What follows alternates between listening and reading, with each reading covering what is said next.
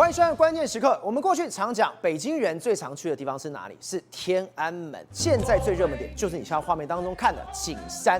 大家想说，景山是因为它的风景非常好吗？没有，在悼念明朝的崇祯皇帝。崇祯皇帝当时是因为施政不利的情况之下，人民起了义之后，最后崇祯皇帝在这个地方上吊轻生。所以今天，当所有的北京人都涌入这里的时候，他们在做一个叫做无声的抗议。你看到，这是美国智库荣鼎咨询12月20号发布的研究报告，直接讲非常白。当中国今天说我们的 GDP 5.2%，他直接拿一把刀，噗一下把它泡泡给吹破了。他说你恐怕只低于3，而且中国对经济的误判已经持续了非常久，而且始终朝着高估的方向偏离。没错，最近北京呢出了一个非常奇怪的事情。什么叫奇怪的事情呢？因为我们知道说景山来说，就是过去的明朝的末代皇帝崇祯上吊自杀的这个地方。好，那为什么这个很奇怪呢？因为第一个，过去如果你去故宫玩的话，你就走到故宫玩了之后就离开，因为景山其实是在故宫外面的后面。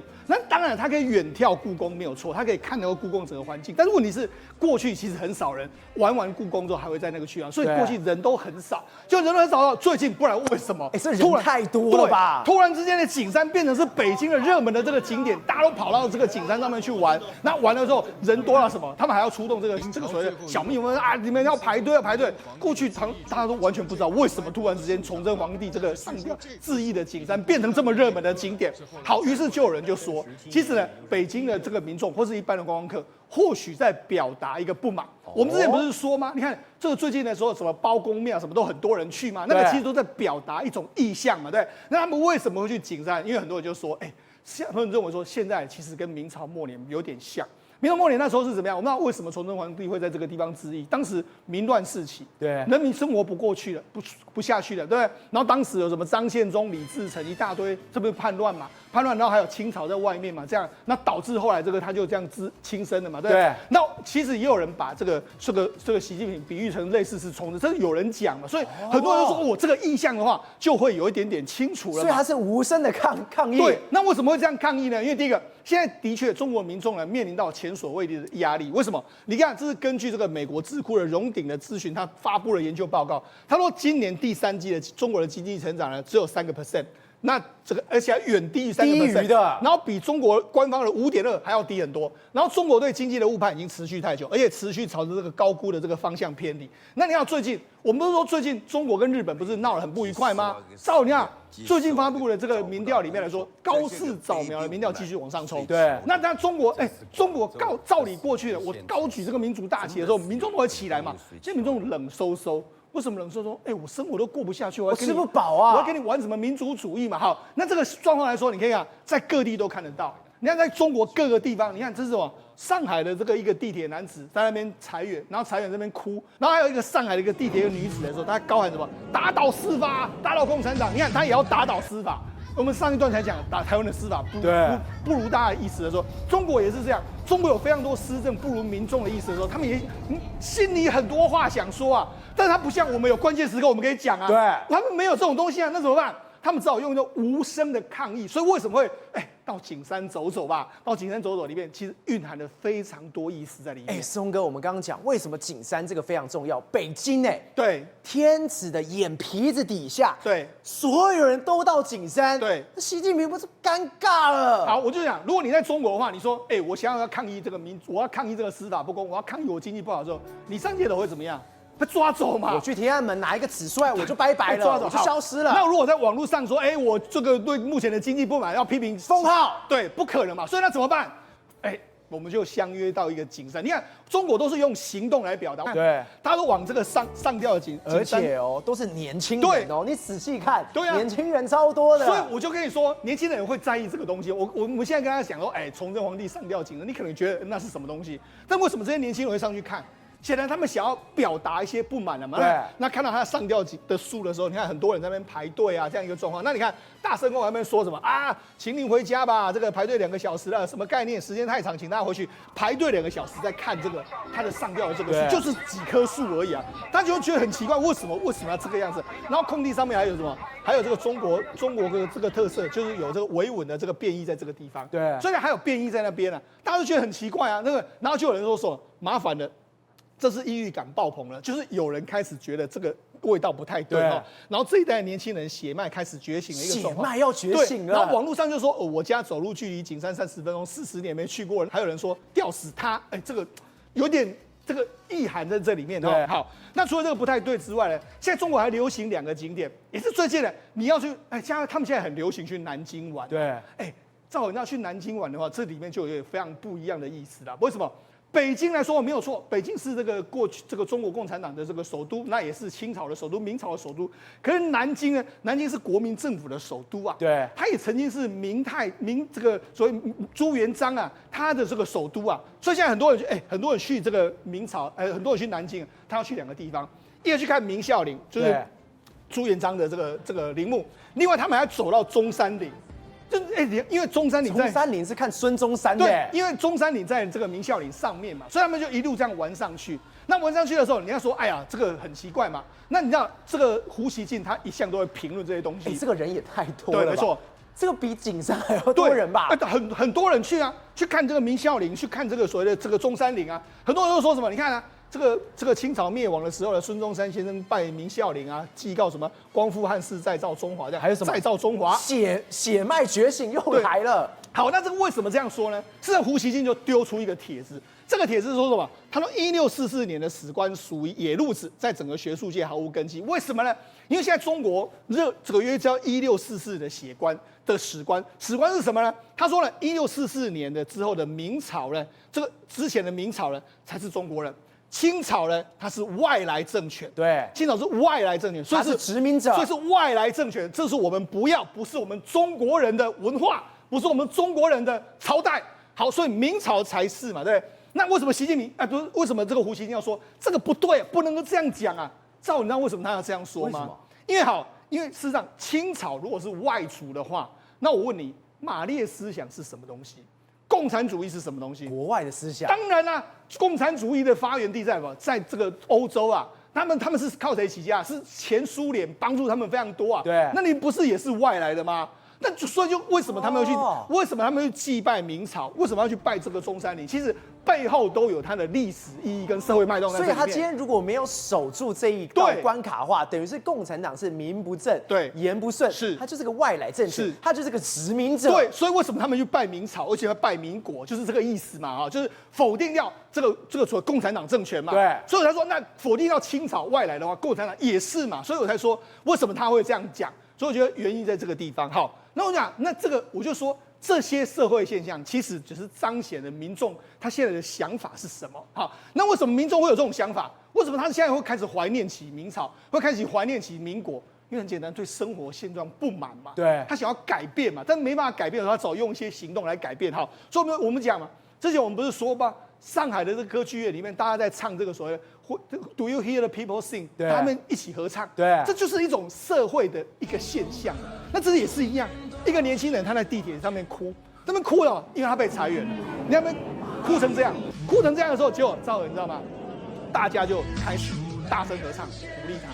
真的，全部人陪他一起唱歌。对，为什么？因为哭得跟什么一样？为什么这样？因为第一个，大家也有所感，因为今天被裁员的搞不好不是他一个人，是我们这些人嘛。所以你看他在唱的时候，大家就跟他合着一起唱，这种社会的互助体。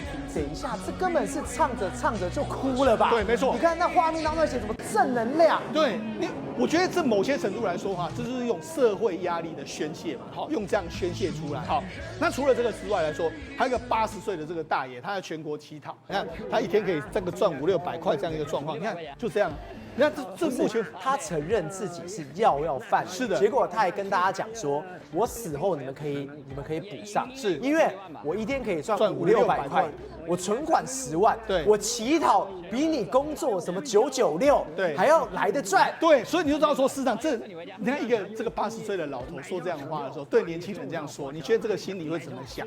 对，然后另外一个，这国外媒体《卫报》还报道，他说呢，这个破碎的梦想与圈地这个夺地，中国农村抗争的崛起。他说，从这个今年的前11个月，已经有661起的这个农民的这个抗争事件，比去年暴增70%。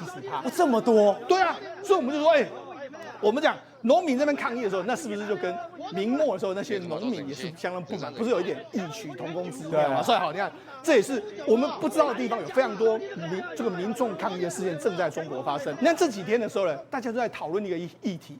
赵总，你知道吗？前几天的时候，中国的这个网友都已经讲了非常多大量的画面。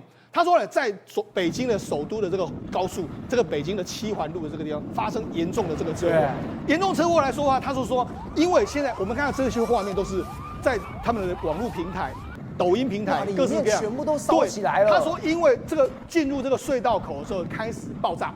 爆炸之后，照我们讲，在隧道里面爆炸，那当然里面的车子一定就是死伤惨重嘛。所以目前为止来说，就说他说烧到这个网络上说的，他说货车只剩下骨架，然后呢双向的这个堵车超过22个小时，然后汽车有大概14个小时被滞留在那个地方，然后大概有油罐车爆炸，然后还有几十辆车被波及。他说有10死29伤，但是目前为止官方没有任何通报。也就是说，官方没有任何的报道。这个画面出来，这么多画面出来，官方一句话都没有说，都没有任何的说。除了这个爆炸的这个火光的四射，还有这个高架桥下面的村子，就连往上拍拍到什么？那个地方的隧道口满都是烟冲出来啊！烧成这样，全部人都看到了吧？当然啦，所以都不知道发生什么事。对，这就是他们的视角，从下面往上看，你看整个烟从这边漫出来啊。所以你要说没发生什么事啊，大家都不相信，对不对？然后有人说什么拍到这个照片，你看，这是这个事发的这个车子已经被烧到只剩下这个骨架啊。对，它完全烧烂了，你看烧成这个样子啊！那你说没有任何人伤亡吗？没有，这怎么有可能？然后还有出动什么大型的重机前往救援啊，对不对？那这些画面都已经历历在目，你看都有重机去了，都有重的机器去了，然后还说什么？有人在网络上牛逼，网上一点消息都没有，能收到都是几十几百个点赞的。那我就讲为什么怕人家引起这搞不好会引起民怨嘛？说这到底为什么会有这个？我们知道任何一个社会事件的时候都会有民怨发生，那为什么还有人就说什么？找到这个行车记录器啊，他说这个疑似是爆炸的车子，你看他已经他在开车的时候就已经轮胎着火啦！你看到那个画面，他真的已经着火了。着火了，那你为什么着火为什么没有抓住他呢？然后还让他继续开进去？开进去的时候，然后就塞在里面。好，那我们就讲，这是网友在那边爆料。最夸张是这个，我拍到了，你还打电话给我，对，兄弟下架他。对，没错。那就有一个人在网络上爆料。他就说，我就发了这个所谓这个高速公路的事件啊，然后文章都弄出来了。他其实也很简单，他只是说愿大家平安，愿救援工作顺利。结果没想到隔日的时候，居然有一个这个交警打电话给他，然后说如果你要删掉的话，如果你不删掉的话，我会跟你我会要求，我会可能会对你做不利的事情哦。好，那是什么呀？他是在事发没多久的时候，你看就有人就打电话给他，他手机突然响起，那显示的是所谓的河北高速公路保定支队的这个野山坡大队的来电，公安真的打来了。对方就说，请您删除那段事故视频，仅可以转发官方的这个消息，就是你不能够自己讲，你只能够有转发这个官方没有任何消息嘛，哈。那就说你是谁啊？那你怎么会有我的电话？他就说我是河北省高速公路交通警察总队保定支队野山坡大队。我不知道，微博应该有这样一个状况哈。对，那我微博没有啊，那你们怎么快点出这个官方通报行吗？那差的傻的就骂他说不可能嘛，对，然后就要求说你要赶快把它下架这样。那他当然了，你看，赵尔如果是真的。这个警方人员打电话给你，按照中国的习惯要你下架，你要不要下架？我当然要下架，不下架我就出事了，吓死了。所以你知道，事实上你看，他就还人家还骂他嘛。所以我跟你讲，现在中国很多事情的时候，其实我们在外面可以看得到，但是在里面看不到。但是他们感受得到，感受不到，当然感受得到嘛。很多事情他们没办法说，那没办法说的时候怎么办？他们只好用一些非常隐喻的社会运动或是一些活动来表达他们对现在的不满状况。宇轩，我们刚刚讲的是什么？都是用这种默默进行的，甚至不言而喻的方式。但你看到这一名女子，她在哪里？她在地铁上面。来，我们看到那一段，她竟然在地铁上，她喊了什么？我心想，她未来怎么办？她喊了我要打倒共产党，现在完全都没演了。赵文他本来就没未来了，他当然敢喊嘛，因为人呢，如果穷到连钱都没有了，找不到出路，他这份富人呢，他是在上海的这个地铁里面喊说打倒什么？打倒共产党！为什么他要这样喊呢？因为理由很简单，他全身上下他的家产已经被骗光光，而且骗他的不是别人，就是打着政府的招牌、国营企业的招牌，结果呢做的事情呢是跟搞欧龙谁斗这种庞氏骗局一模一样的事情。老鼠会吸金，对，你知道他怎么弄吗？就这个叫做浙金中心点哈，然后呢里面的很多老人家这种退休族啊，这种原本的身家性命财产全部都放在这孤注一掷，也就是说，我想说是国营的嘛，我把它存在里面。结果呢，这个老人家也在大喊说，共产党土匪骗局你知道怎么骗吗？因为呢，他们就是叫人家呢去把钱存在那边，对，投资他们的商品，其实就是存款。各位没有很复杂，存款之后呢，他说我会给你大概4到5%的利息，结果你知道吗？4到5%的利息你看有没有听到他在那边喊“共产党土匪、流氓政府”在那边拼命骂。结果呢，最后他跟你讲说血本无归，利息发着发着，突然间发不出来了，发不出来跟你讲说你本金也拿不回来了，就全部都没了，就来。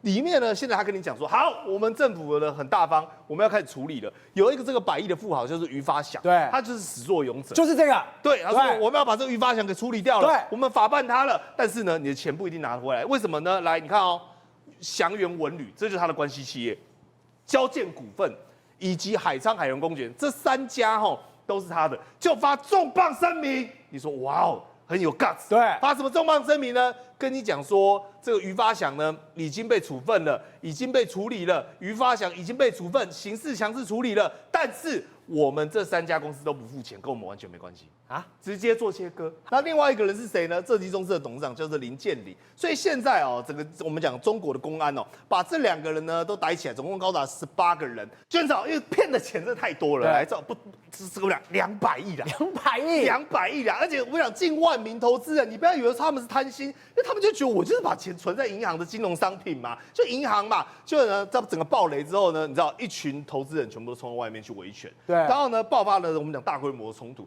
但你知道最可怕的是什么吗？警察根本没有把他们当受害者，为什么？警察只把他们当暴民。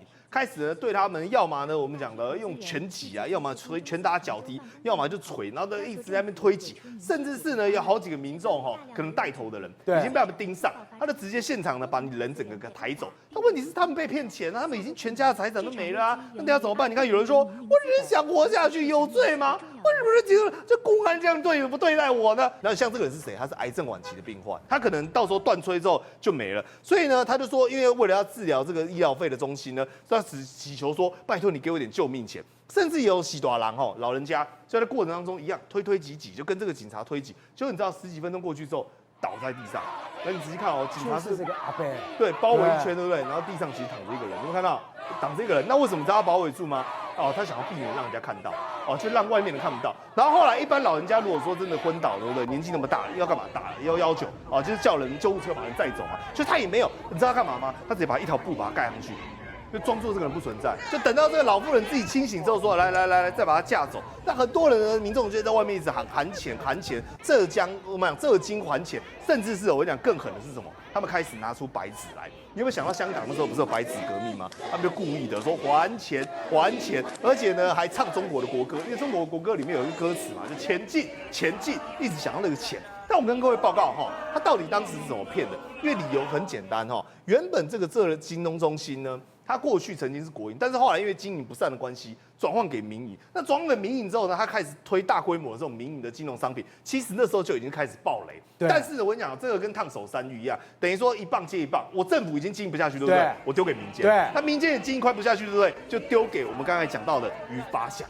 这时候的问题就出现。于发祥他本来是经营这种文旅的，对，搞房地产的、搞旅游业的，就于发祥拿到之后呢，他就很聪明，他就说我们来发行一个4到5%的这种高利息产品，门槛只要10万，而且比银行理财香了。那民众看到说，哇，浙江金融中心就把钱投进去嘛。但是我跟你报告哈，他的信用平等根本不是银行，对，他的信用平等是比银行还烂。来，结果呢进来之后，你知道他拿这些钱拿去干嘛吗？又拿去投房地产，而且更扯的是哦，他是拿自己担保自己。也就是说，我是不是投房地产？我把钱买下去，然后我用我自己于发祥的信用担保我自己的信用，然后呢再拿我的金融商品，其实全部都是他的钱，他拿去担保。那一般来讲哦，你如果这样投下去，只要房子卖得掉都没问题。但是最近中国房地产各位也知道。暴雷嘛，那暴雷资金嘎不过来怎么样？你就没钱还嘛。对，那没钱还之后呢，你就会开始我们讲的以债养债。所以变到最后面，他开始干嘛？欧利用谁斗啊？就是我赶快再招新的人进来。那招新人进来，我跟旧的说啊，我们系统出了点状况哈，1个礼拜之后再钱给你，然后把新的人钱赶快去填旧的。对，所以越养越大。那最后面呢，这整个池子是不是我们讲整个资金池就跟我们讲黑龙转道一样，直接就崩塌。最后反而是他爆雷了，对，就所有人都爆了，全部都崩塌。崩塌之后呢，钱就还不出来。那你知道吗？还更可笑的是什么？他自己原本要盖说合肥高新区第1大楼，就是第1高楼，所以他那个房子哦都已经盖到一半了。结果呢，也就只有盖到一半了。从12月8号那时候，记者去现场看，各位就是这个高楼都封锁起来，等于是说他连他的楼房都跳票，等于就是他金融爆雷之后，包括他的房子，可能未来将来也盖不下去。所以各位你想想看，如果在中国你连有官方色彩的，你连有地方政府色彩的都没办法相信，那你的钱还能够放在哪里？国文哥，我们刚刚讲中国的经济很差，官方知不知道？他当然知道，但是他可以退吗？他当然不能退，为什么？因为现在是中美争霸最重要的时刻。对于中国来说，对于习近平来说，我 AI 是不能够输的啊，你今天要跟我拼什么，我是不能输的。但现在《华尔街日报》直接讲非常白，你今天要尬，你完蛋了。因为中国奋力冲刺科技主导地位的时候，你已经难掩经济体系的千疮百孔。你在拼的时候，你里面已经全都烂掉了。是的，他为了跟美国争霸，他真的是以牺牲全民为代价。所以《华尔街日报》就说，他经济体系现在是千疮百孔，现在有多惨，你知道吗？为了争霸，他把所有的钱都压下去。所以无人电动车虽然现在人跑了，可是周遭的公寓跟房子根本没人住，因为一大堆烂尾楼卖不掉嘛。再来 AI 可以开始机器人工厂开始有在工厂里面工作嘛，结果生产东西也卖不掉，那当地的大学生失业也买不起，所以工厂做的是中国人买不起的东西，只好大量出口。中国消费力往下掉嘛，所以我们讲一兆出口其实是代表他自己买不起嘛。接下来国家债务不断的升高，已经超过100兆的债务，也不知道印多少钱了。他的国家的基金还在向亏损的企业砸钱嘛，大基金嘛。所以摩尔县城啊、木西这些赔钱的公司拿到那么多钱，没有办法做了什么事。华尔街日报讲说，你没有办法创造就业嘛，因为就业越来越差，所以中国有1/6的年轻人还在失业嘛。啊，你最重要的目的是怎样？还是想跟美国拼科技自主嘛？整个中国的经济完全牺牲掉嘛，为了一个人野心牺牲掉嘛。接下来就会发生什么事情？去看整个真实的状况，你就知道整个上海已经快要变成打回像东莞这样的色情之都。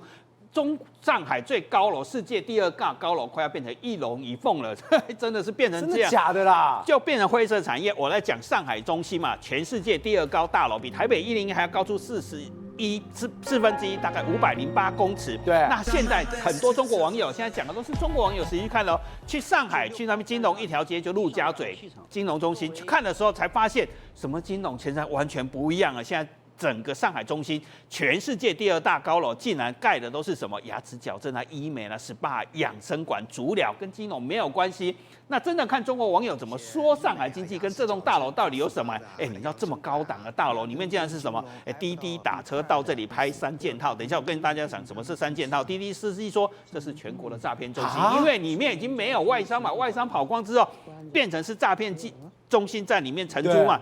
我就在里面打骚扰电话，马上就有人跳出来说我在里面打骚扰电话、诈骗电话。这么漂亮的地方，然后你说里面变成了做一些微博代际，甚至非法产业都在这里面。没错，然后就有人马上点嘛，因为49楼还有一个摩根大通嘛，摩根大通的中国总部就在那边49楼。如果他走了，就剩下臭鱼臭虾，什么金融都连房租都不用租嘛。下面马上有人，没有关系，还有金融啊，因为有贷款公司跟催账公司嘛，代表着中国经济很差，这种高利贷东西就很多嘛。再来就是按摩店、SPA 小铺，到处都有。那我们再来看说，当年它有多风光，你知道吗？这是上海这个上海中心，那旁边是环球金融中心，再来是金茂大厦。对，当然网友说了，什么叫3件套？这个叫开罐器，这个叫打蛋器，这个叫注射器。上海3大神器，这个叫3件套。中国经济的象征就是3个东西。曾经它多风光，你知道吗？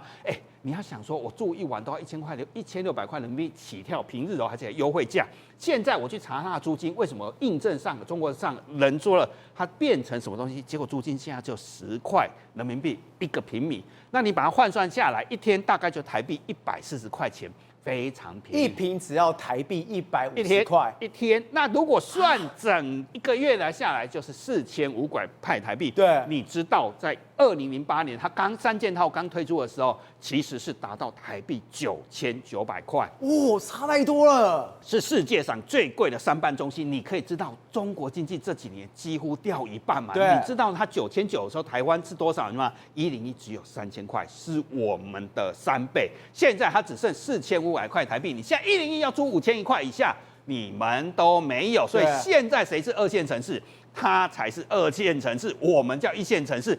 我们现在南山跟101，你想租还不一定租得到。高楼层别做梦了，像我住在78楼，很困难，你没有5000是租不到了。我现在很难租哦，101可能只怕层次才能租了。对，你要足够档次，你等不到了。我跟你讲，等不到租101嘛，所以它什么2线城市在这，甚至有人拍里面长得怎样，其实里面有很多中国人也有拍画面。高楼层的办公室都没有人租不出去嘛，因为外商都跑掉了。view 很好，地点完全都空的，这么便宜还是空的。号称上海曼哈顿嘛，要跟纽约的时报广场或者是哈德逊湾去比的高级商办，现在变成这个样子，空的。那你自己变成什么德性？我们来看。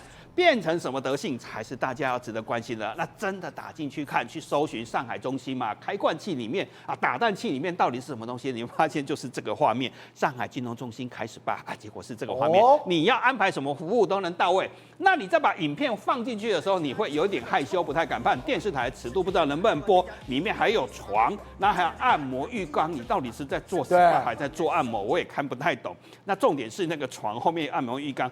那在这么高档一瓶只剩10块的人民币的时候，当然只能进驻这种东西嘛。因为按摩浴缸后面别有洞天哦。对，世界上最高档的商办现在变成这副德性。然后我们再把陆家嘴金融中心再把它搜寻一次，结果就会看到有丹麦 SPA 在那边，还拿着这个到底是要 SPA 还是要打屁股？对，这个专办到底是要好好做专业 SPA 还是要打屁股？我也看不太懂这个因为电视台尺度我就不能播了。徐汇区。上海的老区也是精华区这个尺度不能播。再来800伴，很多台湾人如果去过陆家嘴800伴去逛街的时候，就会看到说，这里其实也开了 SPA， 开了 SPA 之后，我们要看这个指甲，你到底是要做按摩还是做什么 ？SPA 指甲这么长，它能专心替你按摩吗？到底是要按？现在这些产业原本是金融比较强。现在一些无微不微产业进来，结果还挂羊头卖狗肉，里面做的事情，可能超乎我们想象呢。你就想说，我们台北101如果曾变成这样，我们要多伤心跟多难过，多么瞧不起我们的领导人，说什么把我们台湾最高档的信义计划区搞成色情之都，我们就会很惭愧、很痛心。那中国上海世界上最高档的东西变成这样，还不难过吗？慧珍，现在真的是两样情。我说两样情，我们知道中国跟日本现在还在斗哦。高市早苗民调到今天为止还是一样上来，尤其什么，他的所谓的团队里面依然还是非常非常强，尤其是他日本经济安全保障担当大臣叫小野田纪美。这个我真的被他圈粉了，他太厉害了。好，有记者去问他讲说，你今天中日一吵完架之后，你害日本整个国家利益有受损，甚至入境的游客数量少非常多的时候，结果你看他那个脸，他完全是不屑他的。是这个记者说是自由记者，也不知道这个自由记者是到中国吃过甜点，怎么说出来的话听起来特别的轻松啊。你知道吗？他说什么？他说你们这个现在高市早苗的一些相关的一个说法对于中国的这个经济上日本的经济上产生的问题啊，你们现在是不是要改变这个立场啊？他当然，你看他就这样子皮笑肉不笑就回应他嘛，这个小野田纪美就说没有这样的想法。他说没有这样的想法，那是不是代表着你们只是眼中只有高支持度啊，而放弃了就是说应该就是为了高支持度而不愿意去顾到民生啊？就后来这个小野田纪美也觉得很奇怪，你在攻啥？你知不？他的脸真的是想说，先生你说的是人话吗？这个脸也太好笑了吧？对啊，心里想说，我们一心就是要推动我们日本的政策啊，当然是为了就是我们日本人着想啊，没有人是为了支持度而在这个推这个政策。话已经说到这样子的地步了，结果这所谓的自由记者竟然还有脸继续问，你知道他继续问什么吗？他就想到说，那你们如何看待这些经济上的一个损失啊？他说，那你不认为高市早苗应该要谨言慎行吗？哇塞，第三度那个口语话是讲的越来越白，越来越难听。结果你看哦，这个小野田纪美哦，这个表情也不演了，你看一个非常亲密的表情。有网友把他这2张图直接截了出来，有没有？他说第一个叫看垃圾的眼神，这是这一张。怜悯的眼神，右边，这真的太好笑了。是，而且他后来他就忍不住了，他直接就呛他。他说：“我认为作为一个国家，明确的表达我国的自己的立场是非常重要的一件事情。我们不应该去看他国的一个脸色。我都怀疑说这个记者其实是中国派来的，怎么会问话没有礼貌到这个地步？现在有人出来讲话了，这人是谁？是日本派驻在联合国的一个顾问。他竟然在接受一个直播访问的时候，他坦诚他说我们以前在这个去的时候，我们就一直被那个前辈告诫啊。”会有所谓的中共美人计啊，结果他没有想到，他有一次在中国的时候，竟然他打开门，打开他饭店，打开他自己的房间，真的有一个女子坐在他的床上，躺在这个床上等他。是，而且我跟你讲，不是随便的一个女子。你知道吗？他说他当时非常喜欢一个中国的女演员，好，随便讲好了，范冰冰。他说就结果没有想到躺在床上那个就长得真的就很像他瞬间他说心里想说天哪，会不会真的是他结果后来他就说，然后那个主持人就问他说，太夸张了吧？他们情报搜集到这个地步。结果他就说，可能我在其他的饭局有不小心有说出来过。但是你知道他打开门那个窗下那个瞬间，他真的傻眼了。他说他那时候就陷入你知道人性跟兽性的挣扎。人性是什么？你当然要爱国家嘛。兽性是什么？就是听从自己嘛，对不对？内心的欲望。还好人性跟兽性里面，他选择了人性。他就说他直呼他说他知道这是陷阱，前辈有交代过，所以他绝对不能陷入这个陷阱里面。然后呢，他就说我们不可以变成奴隶。然后呢，他就因为这样拒绝了这个甜点。安倍有交情的大王制止前会长这个井川义高他就说安倍晋三那时候他是陪同前首相小泉纯一郎去到那边去。他说因为安倍晋三向来他都知道中国有这样子的一个美人计，所以他去了好几次都拒绝。结果没想到最后一次他跟那个小泉纯一郎去的时候。结果呢？第二天，小泉纯一郎就抱怨，他打开门的时候，里面竟然是好几个女生。就安倍晋三也不忍了，他说：“那为什么我打开里面是一排男生？”他是什么韩系偶像美男子？他进来是什么欧巴？是欧巴在等他，而且听说是好几个欧巴，你要有不同的高矮胖瘦不同尺寸，那个胸肌尺寸的所以他就心里想到说，这也太荒谬了吧。所以后来人家就会觉得说，这个日本中国由此可见，他情报收集到你要吃甜点，什么样子的甜点，连这样子的都有。廷慧，中国真的也太夸张。我刚刚听完那个故事，我心里想，我到底听了什么？